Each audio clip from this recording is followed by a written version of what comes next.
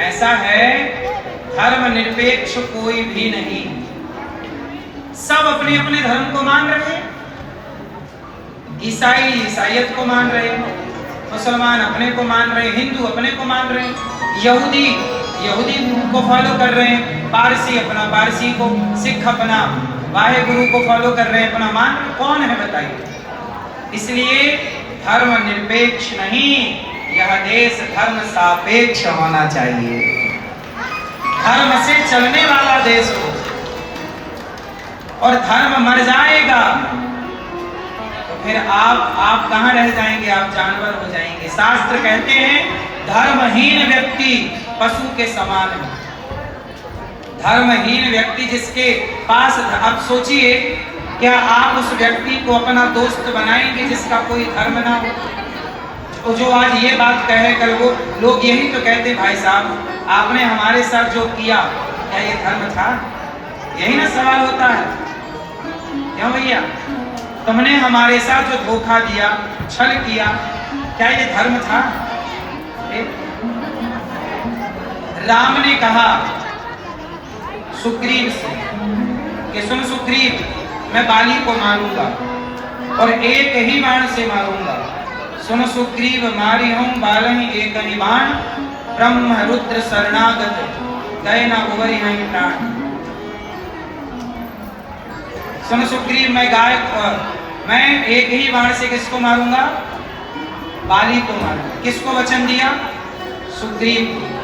अच्छा, जब सुग्रीव को राम वचन दिए और सुग्रीव और बाली का जब युद्ध हुआ तो राम कंफ्यूज हो गए।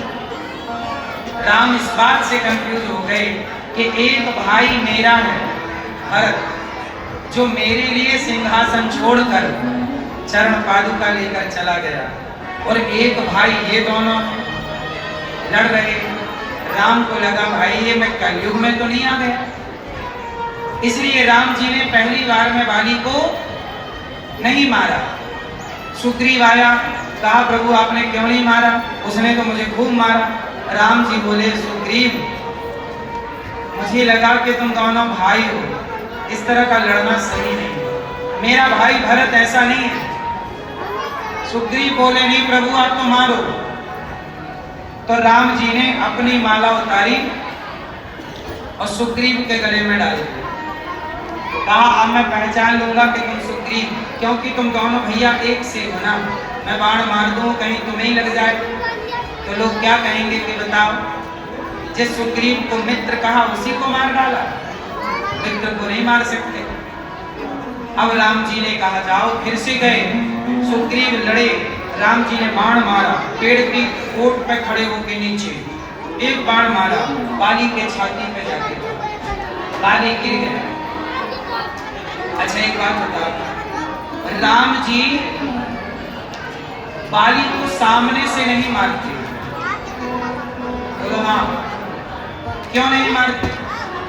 राम चाहे तो बाली को सामने से मारते, पर राम जी ने सामने से इसलिए नहीं मारा कि सामने से मारते तो राम जी की बाली से तो कोई दुश्मनी थी नहीं, तो बाली राम जी की शरण में आ जाता, और शरण में आता तो शरण में आए हुए को राम जी मारते ही नहीं। और जब नहीं मारते, क्योंकि शरण में आए हुए को मारना पाप है,